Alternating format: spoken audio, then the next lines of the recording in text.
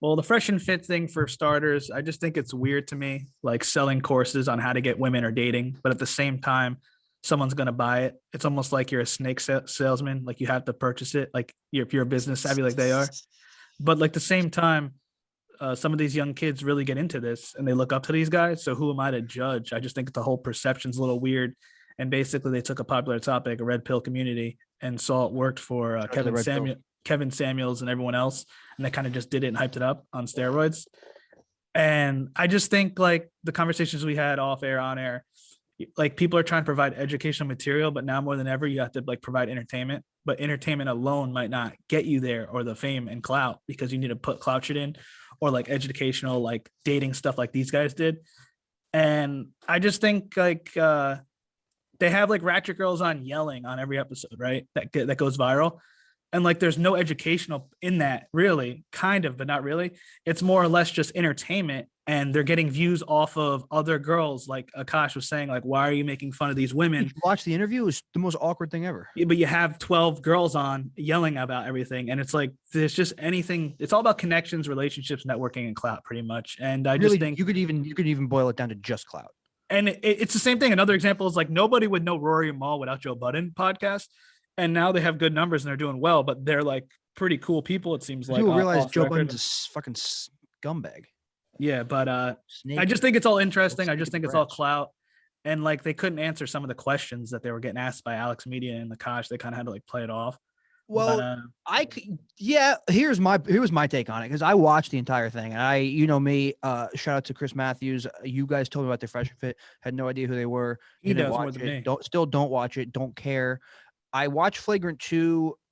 I never watched full episodes, but I watch it here and there. I was like, all right, I don't know any of these Flagrant 2 guys. I mean, any of these Fresh and Fit guys, but they're going to be on Flagrant 2. And I know Flagrant 2. So let me watch it. So you watched it? It was a short one. It's funny. Yeah, I watched the entire thing. I was at work. I was working. It was like 1 PM. I watched the entire thing. Plus it was only like an hour and 20. It wasn't like this 2.5 hour. So I'm like, all right, let me watch this entire thing, because they're going to come at it from a comedic angle rather than them going on No Jumper or Academics, where there's no funniness going on. But of course, Akash and Alex Media made it very awkward, and I hate when Akash tries to get serious and not be funny. That's fine. A lot of stuff you guys say in general, I think, is stuff that's kind of childish. Okay. It is. I saw a clip where you were like, "Oh, the nuclear family's falling apart. What do? I don't get married. Just don't get married." You're actually trying to help men, or you talking to fucking incels who are 18 years old? You know what I mean? That's some shit you say to college. I'm gonna turn you from a simp to a pimp. All right, bro. Can we grow up? You guys are self-help. Hey, we're trying to help men. So either we're funny, or help men, and be real and be honest with yourselves, and don't have an ego like, I have a preference. Be honest. Have an honest conversation. And I don't think the manosphere or manaverse or whatever, I don't think it's a bad thing. I think there are people who are doing it really well. The roommates, Hafiz, that's who put me on to you guys. Great. But let's just be mature about what we feel. And part of that maturity is, it was a bad joke. I don't actually feel exactly that way. The whole time. Andrew was being funny the entire time. He was like being a mediator. He was just all about connections and networking. He's friends with academics, and they're cool with academics. Here's my argument, going back to what you just said. Alex hates them. Alex is off camera. He's the editor. I mean, he's kind of on camera, but they don't hate him. They all follow each other, and they're connecting and making money together. Don't believe these games, by the way. Well, that's what's douchey though. I think if you asked Alex, even by the end of it, Alex asked him like one closing question, and he still seemed to not. He's like, I don't agree with you, blah, blah, blah. And I think there's a part of him that doesn't really like them just because of the way they treat women. I'm coming at it from, obviously, I'm not in either camp. I mean, I'm more in a Flagrant 2 camp, but I'm saying I'm not involved with either of them. They're all way more famous than us. But I'm saying they would ask the questions about being monogamous, about being this, that, and the other. Andrew's married. Akash is married. Alex is in a relationship. Mark Gagnon is married. And these guys are in Miami single, just plowing through women. And it's just like, why are you fighting them on it? Like, who cares? Just let them do what they want. So, let me just add this, right? Yeah. So your point of view is from your experience, right? Yeah. We talk to guys and girls every night, every single day. We're actually in the dating field every day, dating apps, sugar sites. We're in there in the field, learning real time. So when we give advice regarding this topic, bro, it's like we're in the field with girls right now. In Miami. So like his experience and him saying this is because we see guys suffering. That, you know the hardest part? They don't know what to do. They're out here. They want to get girls. They know what to do. So I'm not so a you girl teach them to trick girls into giving them pussy? A girl that's capable and knows what she's doing. That's unfair. Meets a guy that doesn't know what he's doing. She's gonna take advantage. It's just human nature. Well, why? I don't think she'll And- take advantage, to be honest with you. I think she just won't be interested. And I think that if we look at That's women, the problem, though. yeah, but if we look at women like predators, Yeah. that's a bad perception for a guy who's trying to find a woman that he wants to marry. And the funniest part was when they found out that the one dude, the African dude with the accent, had been married. That like got them to be like, "Oh, see, someone hurt you, blah blah." And They've I'm been just like, they've been who exposed cares? before. yeah, and it obviously hasn't stopped them from having millions of views. Exactly. And that's So- no disrespect to Chris Matthews, probably get mad with calling him out and talking to him, but like he knows that he'll send me the link of like them like getting exposed on some other show, and he'll still watch because it's so entertaining. That's where you got to be. That's how it is these days. Like they'll know you're kind of a fraudulent or weird, or they don't like your view, and they'll still listen depending on who your guest is or what content you have, and they'll like it. And that's the way the world works, bro. And that's what it is. Yeah, well, they were arguing on having like ratchet girls on or whatever else on the show, and then Akash was like, they kept deflecting it to saying that they have like a screener, whoever who gets the guests, flies the girls in and puts them on the show, A whatever. producer, yeah. And Kosh kept being like, well, he's not your boss, right? You're the boss, right? So you could have final say. Like, this is me and Andrew's show. So if I didn't want you on, but Andrew did, you wouldn't have been on because it's both of our shows. I'm just like, would that really have happened? Also, would you have actually said, I don't want them on because you know it's going to help your numbers and help you get some Exactly. It's all about sharing audiences too. Here's another funny But thing. it's like, do you call people out for this? Like, if we were talking to them right now, it would be like, you're all a bunch of fake idiots who are just gaining notoriety and following off of each other. They just, I feel like they respect each other's opinion. They might disagree with it, but here's the funniest part about this. They disagree because they're single, and then those guys are married. Here's the funny thing about this. Like for Akash, I looked and he follows all them, right? And he just like followed them probably, or like knows them. He won't follow like an upcoming comedian or anyone with no following or like any value to him. It's all value for value. So like he won't follow a comedian back that interviews him outside a comedy show, right? But he'll follow them because the prestige, the audience, and they connect it together, and they're like appear to be famous and have value. But it will be very rare for him to follow some comedian that opens up before him that he doesn't know, or two assholes outside a comedy outdoor comedy show with a Zoom interviewing him after talking about the same stuff that was actually brought up in the podcast. Yeah, but He's I not don't gonna even care follow about them back. I couldn't care less about following on social media. That's No, I'm another just thing saying. I hate.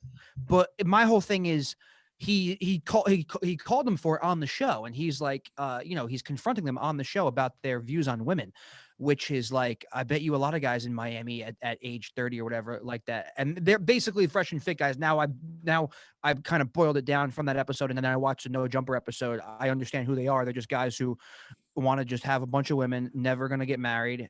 The one guy was already married, which is all. One guy was like hilarious. a cop or something. That's what Matthews was saying. Yeah, one guy was like working to try and get stuff with the Mexican cartel, like for law enforcement on the border, and then the other guy was in tech, the more African guy. And they talk when they talk, it's like the one guy sounds like a complete bullshit artist, but I kind of understand where they're The coming guy who's from. balding, the skinnier one, Both of them, but yeah, Myron. him, for sure, Myron, yeah. yeah. Which is hilarious because he seems more like the leader, the head honcho, and the other guy's the sidekick. But his social media the sidekick's social media is way bigger. You think those are real followers? I don't know, but nobody has real followers. The funniest part was when they were saying that girls, like, to get girls in the club, it's like it's experiences that weren't in it. Like, I'm not out clubbing, whatever else. They're in Miami, which, let's be honest, Miami is going to be the most, like, the hardest place to date, like, monogamously, probably in the country, along with LA and New York, maybe third. It's The like, studio's nice as fuck. I'm gonna have to admit that. yeah, it's like so the main confrontation was just that they would have like these kind of ratchet whoever girls on, and then and then they would argue that they're not into them and they wouldn't settle down with them. I'm like, they're not going to settle down with anybody. That's their whole point. They want to just have multiple women and have sex with multiple women. And it's like, just let them do that. Like, Akash and Alex were putting so much energy into it because they would talk down about women and kept emphasizing that the woman always needs to be bowing down to the guy, essentially, and wanting the guy. I'm like, do you know how many other guys in the world think like that? Who cares? Just let them do it. They've been kind of exposed before, but it was like not really exposed. Like, people say exposed, but didn't like really do anything. But like a lot of them, like they were saying, like the one dude pays for like girls and does like all this stuff that he teaches people not to do. So it's like you're teaching. Yeah, they're not like very. you're getting disgusting. young kids who are like virgins or like beta males, as they call They it, brought up virgins a lot. who have no You game, guys have right? this many And virgins? like they see him, and it's all like the social media things, all bullshit, like the hyped up followers, the fashion, the outfits, the pictures of Tekashi 6ix9ine, academics, connecting, and then like having sex with like escorts. It's like they're kind of like just selling stuff like a lifestyle in a way to like these kids and just like teaching them like all this stuff. But what's interesting, before their podcast blew up, they were doing videos on YouTube and they weren't blowing up at all. Those like how to get girls, how to get out of the friend zone, kind of similar to what I do with porn interviews. And then they interviewed Kiki Clout and some other people and then had all those girls in. And that's when it started to take off and they put the work in and they went live a lot. They definitely work hard, but it's like they had that thing where they had all the girls in there and it started to blow up. And it's like not really related to their courses that they're selling or like a one-on-one where it's like $1,000 for like a half-hour talk with them. I think it's just crazy. It just shows you when you have a following, when you have value, you could like literally sell or charge whatever. Yeah, I never watched their show, but it seems like complete different. Well, and that's what you have. You have multiple hustles. Like they probably sell the online dating course to guys who can't get laid. And then they go do a live podcast with 12 hoes and basically just mediate probably to the minimum. Yeah, they don't even like talk you back and forth. Yeah, they get like the views and the money. you're just and making then- money live, and they're So not it's like even like different stuff. Yeah, and it's just like if that's what's gonna work, that's what's gonna work. And like I I was just like, why are you fighting them on it so much? Like if they want to like look down on women, like yeah, it's not the 2022 viewpoint to have, but it's just like that's what they're going to do. And this is subjective, but neither of them seem like very like intimidating guys or guys that I could be wrong or guys that would get plow through all these women and do all this other shit if they weren't big with Fresh and Fit beforehand a couple years ago before they were famous, whatever. You know better than me. Maybe they were, but they just seem like they wouldn't. But now they have this clout, and the one guy goes into it. The African guy goes fully into it on the No Jumper. I watched like a half of it and just says, if you have clout and a social media buildup, you can go into the clubs you want without paying any money, and you can get hot bitches. that's what Adam was 20. Adam 22 like, says. yes. But I'm like, this is stuff I already knew. So then they go to the other side and they're like, look, we have this how to get women dating courses for these guys. And all you need to do is you don't need to buy the dating course. You just need to listen to them on the podcast. It's like, get your social media following up, make a bunch of money, dress well, and you can do it. Bro, Like, they literally like go they, on. they overanalyze it. I feel like. Who's your homie? Go on the Red Pill, like go to top things on Red Pill Reddit and just read all that. It's the same thing what they're selling. But here's the funniest part about you that. can't. It's a hustle though, and they're making a bunch of money. Yeah. They don't have to work a day job, so you can't knock them. Yeah, no, for sure. Akash and Alex, especially Alex. Alex seems like a more old school guy. Alex Media. They were just, I think, argumentative with them and deflective because they obviously perceive women in a bad way because they've probably been fucked over by women and had their hearts broken, whatever else. And now they kind of turn this key, whatever. And Alex and Akash are so probably old school, especially Akash. I mean, he's been with one woman his whole life. Are definitely more like that's just not respectable. It's not respectable. Like we're not going to respect you. They're also younger than them and maybe less mature. But it's just like, yeah, dude. But they're in Miami. Like that's what they're going to do. They're not married like you guys. Like I think it was just like the awkward. I watched the whole Flagrant 2, and I just think it was more awkward. It wasn't that awkward. I'm not saying it was like the most awkward thing I ever saw, but it was a little bit more awkward than it needed to be when Alex was literally they'd bring up a point. The skinny guy would go on a rant about his views on women and how you need to be defensive when you're approaching women. And Alex under his breath would just be like, nah. And you could hear him on the mic, and I'm just like, he was definitely pissed during the interview. I feel like they never actually really answered the questions either. But also, you're talking about No Jumper. That's the same episode where Adam 22 is talking about he's seen people in the club who have 1 million followers and are broke. And like, how could you be broke with 1 million followers? Because it could give you a business. If you have 1 million followers, you could at least make 6 figures a year. He was saying, is that the same episode? Yeah, he briefly talks about that. That's kind of true and wild though. Like he's seen people with blue checks, 1 million followers who are broke as fuck. Literally, you could do nothing. Blue check, 1 million followers. You just promote on your story that you'll repost people for $100. That's money right there. And yeah, that's what he was saying. If you have like 1 million followers on blue check, like how can you be broke? He doesn't understand it. That's what he was saying. I would agree with him. That was wild, but yeah. But those guys are really good businessmen. That's why it's not even about making people laugh or entertainment. These guys are just really good at business and marketing, and they tapped into a genre and subgenre, the Red Pill community, the dating expert stuff, and then they mixed that with shock entertainment. That's what's making them money now is the shock entertainment. And they were saying there's no guys eyes. doing that, and I'm like, yeah, that's not true though. It's not true. It's just they hit the algorithm, they hit the following, they hit the No Jumper discovering them, and they just got big quick. I bet you the like studio too. Yeah, studio. networking, relationships. Kiki Clout, she was on No Jumper. She came to to that show It's and was all like a regular. it's all favor for favor, and what can you bring to the table? Yeah, and, you and know, Academics and hype plugs up and huge. clout. Really clout. More than anything. Academics does his interviews at their studio in Miami. They connected, became friends. Now they do the stuff in New York. They're all sharing each other's audience and guests, and it's going viral. It's all about what value you can provide and stuff. Well, the thing also, I love how this guy who just is like talking like a freaking just straight up pickup artist savage. The African guy, his name is Walter. I mean, come on, dude, change your name. He I just forgot what I was gonna say.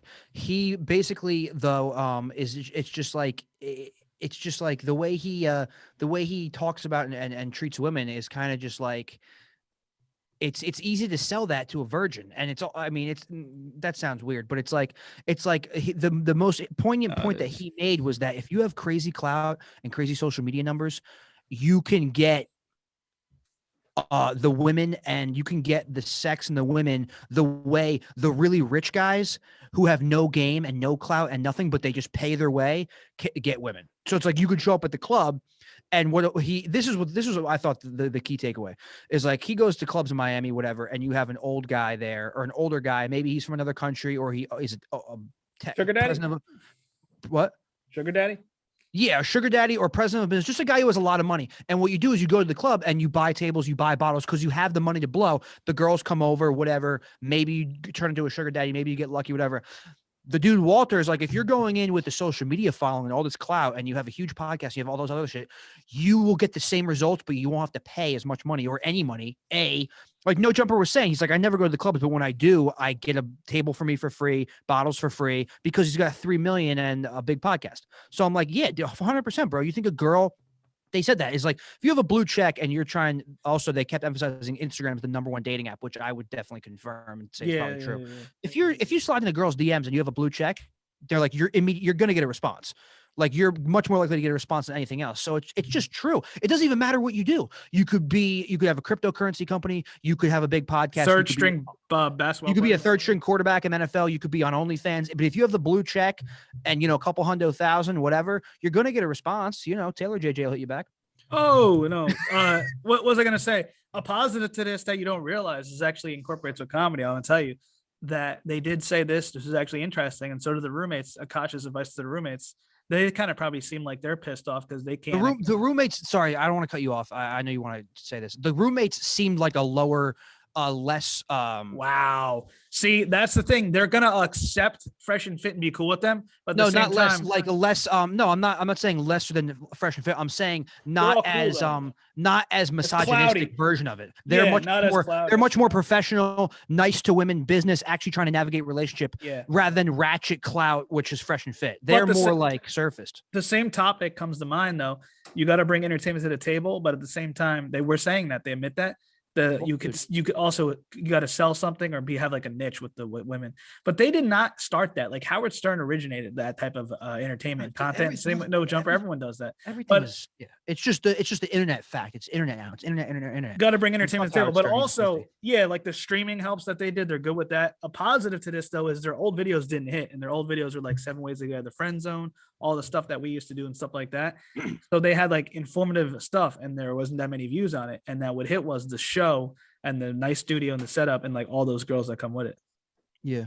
Kiki Clow helped out early on. She came on my show last year, and then she went on there in person. They blew up, and then they started having girls on. Like, that's the thing, dude. When you see things have like an audience and hit, you just got to keep at it and keep doing it and just try to do what you do best.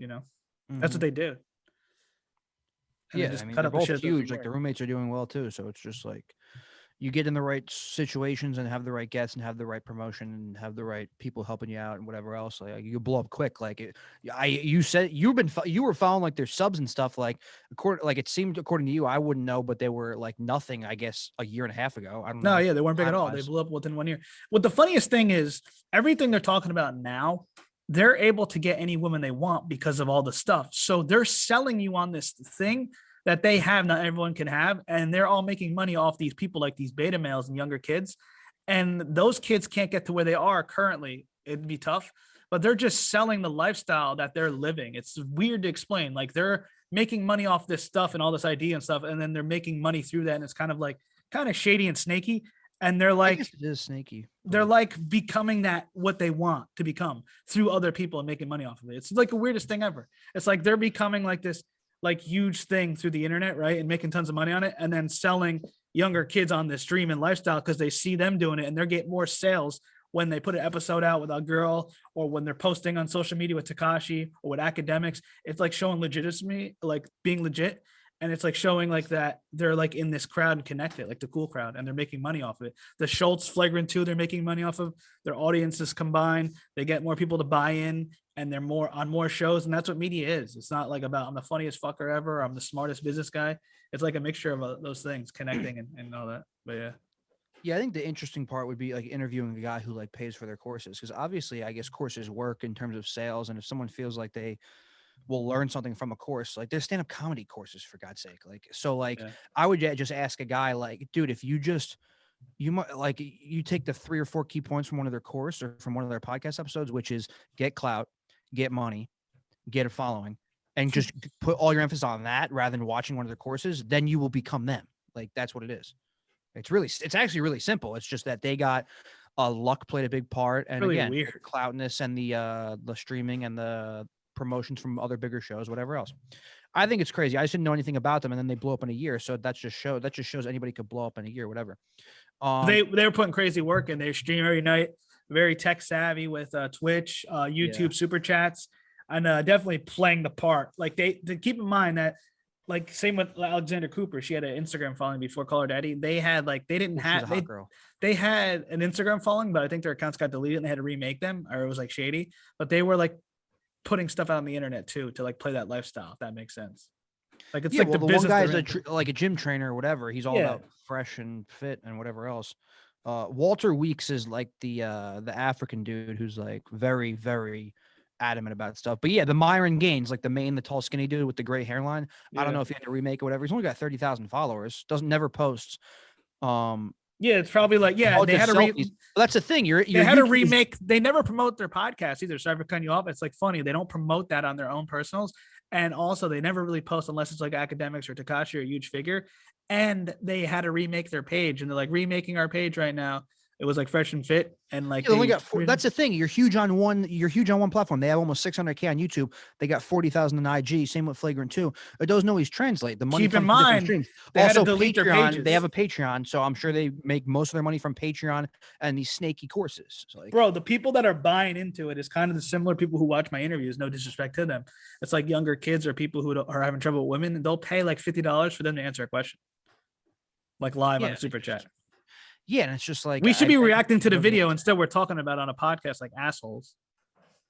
Yeah, but I mean, it's really very simple when you watch it. Like you could probably if you pay somebody $20 to ask a question like that, you could probably answer it before they even answer it themselves. Although I guess there are people out there who literally have no idea. But I'm like, Or it's they really- are fans. you They think- you they're think emotionally you're gonna- invested in them. like you know how like easy it is to get free stuff and to get women and to get whatever else if you have a huge following. Like you'll at least get a response. If you screwed up after that, or if you like try to do a pickup, if you try to pick a girl up or you do a DM, whatever, you'll at least get the response from your numbers. But if you screwed up after that, then that's kind of on you. Wait, do you know what a super chat is?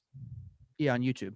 So basically, it could Yes, be like, History Hyenas used to do it. You're streaming in, live commenting in the chat, and then and you can pay, donate money. and it comes like right up, and they answer it. Yeah. Yeah. So I don't they'll know. do that I- live and have like girls talking, and the people be like, that girl's like a bitch or whatever, or they'll be like certain things. They're also very tech savvy because like you can't say certain words. We don't want you to get demonetized from YouTube or whatever. They said that people Yeah. wrote them in who were doubts about life and like depressed and sad, and they helped them out.